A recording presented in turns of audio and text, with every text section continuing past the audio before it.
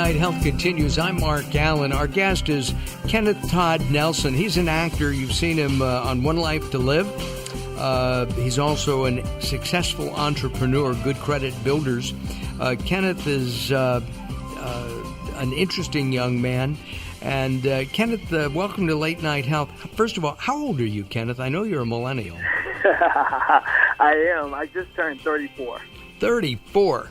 All right. Well, Daryl has socks older than you. And by the way, I think you just made the cutoff. You almost, whatever the next thing is, not a millennial, right? So somewhere in between, exactly. Somewhere in between there. You were diagnosed with breast cancer, and as a guy, you must have been shocked because... Well, yeah, I was extremely shocked. Actually, let me just tell you what happened. Sure. I was diagnosed with stage 2, but originally I'm from North Carolina, and I moved to New York City probably like 10 years ago. And I moved to Los Angeles a year ago, so I had like a major adjustment. I was dealing with sinuses and allergies and the smog that was going on in California. And so I went to the doctor for that, but I had been feeling this bump on my left side, my left breast, chest area right. for a while. And so I didn't think anything of it. I thought it might have been like an ingrown hair, like a little bump. It didn't hurt or anything like that. And so I just happened to go to the doctor for my sinus and allergies, and he just started asking me other questions. Have you noticed anything else going on with your body? Or just other questions I guess doctors ask. And I said, I do have this one bump on this side, and I've been messing with it, and it won't go down. So he said, let me look at it. And he looked at it, and he said, well, I don't think it's anything major, but let's just get it checked out. And so he referred me to a specialist, and even the specialist was like, well, I don't know exactly what it is, but we should definitely get it checked out. And so what happened from there, they did a biopsy, and that was on a Thursday. And then they called me on a Tuesday and asked me to come in. And I'm thinking, like, why did they want me to come in? Like, for what?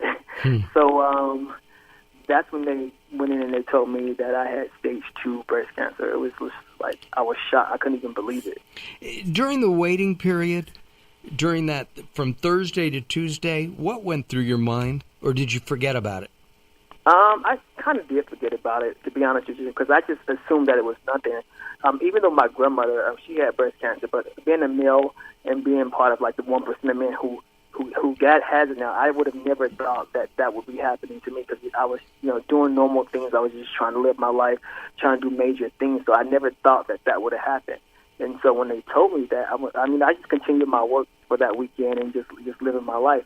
But then when they told me that, it was just really hard for me to take it. I didn't know how to process it. It didn't seem real. I can absolutely relate to that. I think everybody can. 1% of men get breast cancer, and it's usually a fairly fast-moving cancer, from what I understand. What did they explain about your stage 2 cancer?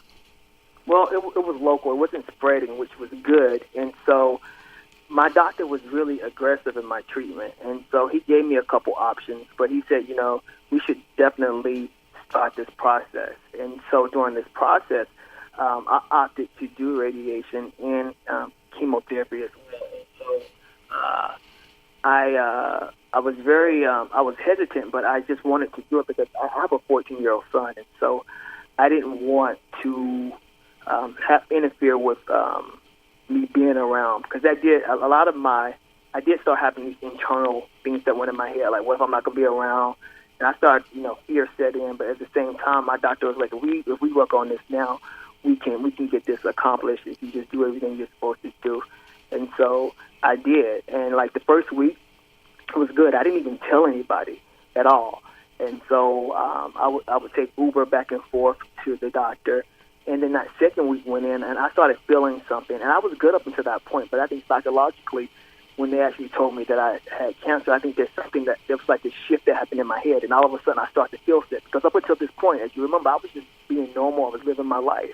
And so I think I started to feel sick, because then the medicine started to kick in. And then I had to be hospitalized like that third week because I was dehydrated. And so I was dehydrated. My body was just weak, and it was just a lot. And I actually had to stop my treatment during that time because my grandmother, actually, she passed away. So I had to stop treatment for a while and go to North Carolina to be with the family. Then I had to resume my treatment. Did you tell your family that you had breast cancer at that point? No, I didn't. And I think that I ended up telling one of my friends that third weekend because I needed some support. And I think that's one of the things people don't quite understand is that when you're fighting for your life, there is this shift that happens in your head that you're not thinking clear, number one, because all of these that are contributing to your thought pattern or your thoughts during that time. So I was fearful of really telling them, and not only that, I was really just focused on surviving because I have a close network of friends and family, and I tried to explain to them after this happened, imagine having to tell someone that 40 times for the people that care about you. That's a lot. That's a lot of energy. That's a lot to tell and have to go through that emotional moment with each one of them. And so my main goal during that time should have just been taking care of myself and surviving.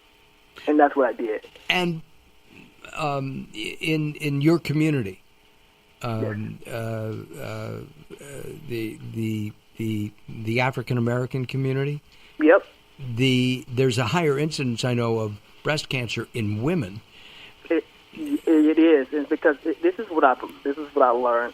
Early detection is key. It really is key, and a lot of times it's just not necessarily having the information. A lot of people are afraid to go to the doctor in the community, and so when they go, a lot of times it's at the it could be like 3 and 4 stages, at stage 3 and 4, and a lot of times it can be late. But if they had some of the resources that other communities had, and also if you strip away the fear factor, I think that it would definitely it would save a lot of lives. Now, and one thing that I really want to point out, I think as a community, in all communities, I think especially in the medical community, I think they need to really look at breast cancer as it relates to younger people, because I just met this other, I had an event at my house maybe 3 weeks ago for these kids. They lost their mother. She was like 27 years old. Oh, my God. Breast cancer. And so it's happening a lot younger. So I really want them to do a lot more research on that, because people are getting it at a very young age. And if people think just because you're younger, you can't get it. And that's so not true. And one of the things that you said was that people don't go to the doctor. And in the African American community, I think that's in the white community, in the black community, in the green community, in the purple community. Exactly. We hate going to the doctor. It's stressful. We don't want to hear the bad news. How has the Susan G. Komen Foundation in Los Angeles helped you? They helped me out. They've helped me out a lot. I ended up joining forces with this is DJ. His name is DJ Behan. He joined forces with Susan G. Komen. He has this organization called Beats to Beat Breast Cancer. So he ended up introducing me to Susan G. Komen Foundation, to the whole team over there. And, pairing up with them has definitely changed this course for me, because now I even think that more women are getting tested and getting, going to the doctor, because they're like, okay, if there's this guy that's talking about it, then definitely I should definitely go. And they put on so many events and they do so many things in the community that are really changing the course. So, working with Susan G. Komen has definitely changed everything. And I think that if, wherever you are, there are local affiliates. I would actually encourage people to get involved with Susan G. Komen, because they put on a lot of events that sometimes it's just not just, it is educational, but they put on events that it creates a whole nother experience, not just like going to the doctor and just getting the information. They create a whole atmosphere. So if, wherever you are, I would definitely encourage people to definitely reach out to the local affiliates, because they have a lot of resources. Absolutely. And we should mention that this year, the walk, which has been part of L.A. for years and years. The name has changed. The focus has changed. It's now called the More Than Pink Walk, and it's March 9th. You can sign up. You can support people. You can participate. You don't have to run. You can walk. And of course, you'll be able to meet Kenneth Todd Nelson himself there. You've already got a team of 100 people signed up? I got 100 people. I'm trying definitely to raise more money, because we need to raise money in order to be able to do like the events that they do, because they offer so many type of even free screenings. So we need to raise money in order for this to happen. So I would definitely encourage people to join. You can go online and the Susan G. Komen, especially the local affiliates in Los Angeles, and sign up, or you can sign up with my team. It doesn't matter, because we need as many people out there just getting the information. And it's good that we can come together in March, March 9th to bring about a change. And that's you can go online to KomenLA.org, Komen.la.org for more information on that. And I think your team is on there, won't it be, Kenneth? Absolutely. Right. So if you want to join up with Kenneth, you can. You went to New York to become an actor. You came out here to Hollywood to become an actor. You're involved in the good credit building industry right now, and you're giving back, which is really a terrific thing to do. You've been officially a survivor for the past 6 months. You're 34. When did you, at what age, how long have you been, when were you diagnosed? About a year ago? A year ago. I'm coming up on my year. Oh, wow. Actually, in February, next month. Next month? Wow. Wow, yeah. So I'm coming up on the year anniversary when I was first diagnosed, yeah.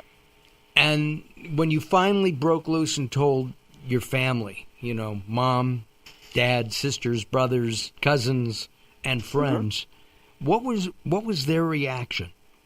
Their response now has been really great. I think that I wish I would have known what I know now. It's like, not being afraid, definitely not.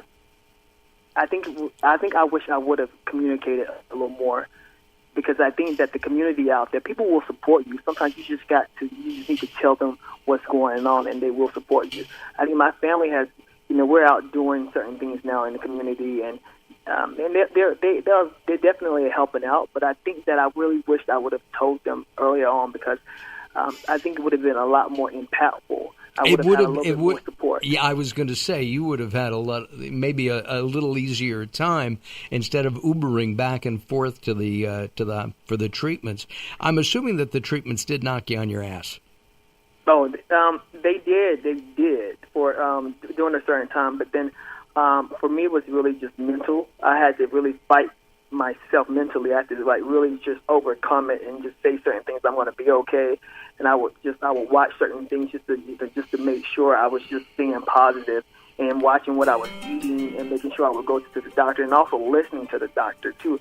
And also, you have to be an advocate for yourself, because sometimes I had to communicate to the doctor what was going on with my body, because they only know what they know based upon what you communicate with them. Of course. So it's very important that you have to communicate what's going on with your body. And if you feel something, you have to tell them. And I also want to say, Kenneth, we're out of time. We are out of time. I want to give the website address, KomenLA.org.